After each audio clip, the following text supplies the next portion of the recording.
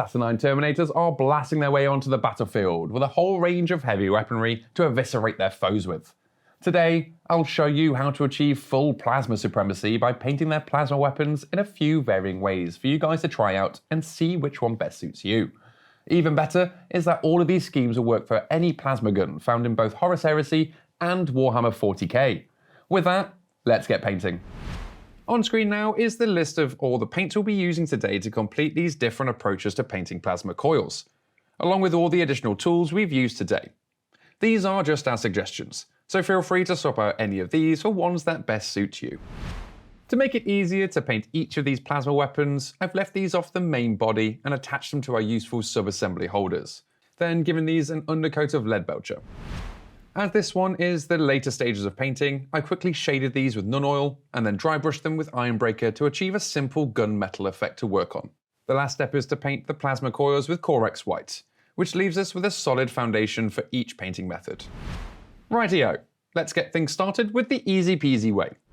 For this, I'll be using Frostheart straight from the pot and applying it right over the coils to achieve that classic blue plasma glow. If you notice a little bit of pooling that occurs, we can easily soak up any of that with a clean, damp brush. Frostheart is a great blue for the job, and for a more solid blue, applying a second coat like so will leave a stronger colour over the white base coat. The joy is that any contrast paint will work here to achieve the same result, so feel free to swap out this for another of your choosing. Pretty simple, right? Now we have a solid blue base to work from, let's overcharge it to another level. To start this off, I'll add 2 parts Lahmian Medium and mix 1 part White Scar to make a thin mix that will flow nicely off the brush. Give it a twist on a palette to remove any excess paint, and we'll be ready to add a neat glow effect. To do this, I'll run the brush across the coils, and as this mix has been thinned, it'll settle nicely into the recesses while leaving a very quick and simple glow effect. I'll clean up the gun around the plasma effect using Ironbreaker. And there you have it. A simple 2-step plasma effect. Now, let's try something a little different. For this style of plasma, I'll start with Sotek Green and build up a couple of layers of this paint as a basis for the scheme. And with this applied and ready, it's time to dry brush. With a small dry brush and Temporal Guard Blue, I'll gently build up the colour over the coils. And if a little gets over the edges of the gun, that's fine with me. As the colour builds up around it, it will give a slight glow effect coming from the plasma, which will leave us something that looks like this. Now it's time to brighten it further.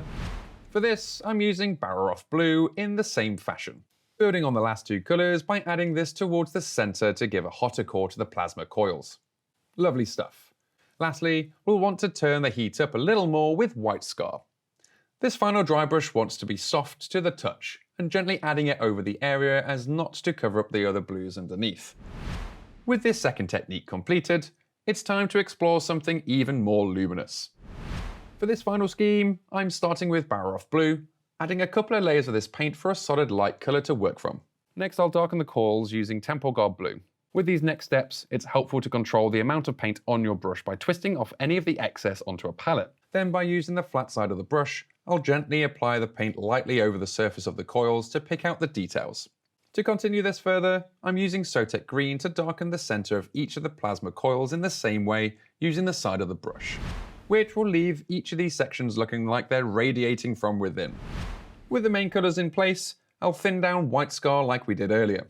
Before painting this, I'll dampen the area slightly as well to help the thin paint blend more naturally without any harsh lines. Then I'll add the thinned White Scar around the edges of the coils, letting it bleed slightly into the damp area. Then when this dries, I'll add a second coat to strengthen the intensity of the white.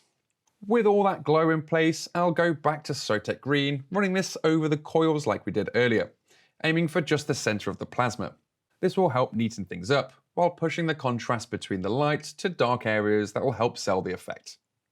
This all leads up to the optional extra white dot step along the coils with White Scar, but this final step helps frame the darker parts of the plasma coils that little bit more. And with the final dot highlight applied, that finishes off the final plasma weapon, fully painted and full of luminosity. So let's get this weapon attached to the model and we can call these Terminators ready to start blasting their foes with plasma. Each of these schemes offers a different approach to painting plasma effects, and the joy of all of these is that you can change the paints to your liking and follow the same steps to create the effect you like the most. For more painting videos, head on over to our YouTube channel. Or if you need more hands-on help, you can always pop into one of our Warhammer stores where a friendly staff will be more than happy to help. Thanks for watching, ciao for now, and I'll see you in the next one.